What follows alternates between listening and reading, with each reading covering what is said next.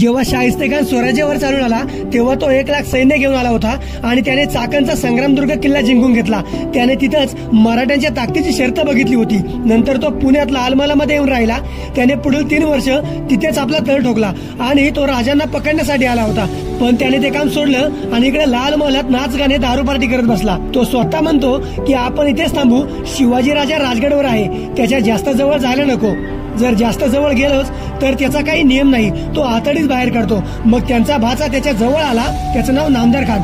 तो म्हणतो, मामूजान आपण 3 वर्ष झालं इथे आलोय, पण शिवाजीला पकडायचं सोडून पार्टी करत बसलोय। तुम्ही मला एकदा हुकूम द्या, मी त्या शिवाजीला पकडून आणतो। तर शाहिस्तेखान त्याला म्हणाला, आपण शिवाजीला पकडलं तर आपल्याला औरंगजेब काबूल कंदारला पाठवेल, त्यामुळे इथल्या वातावरणात आपण मजा करू, बघू पुढे काय होतंय ते।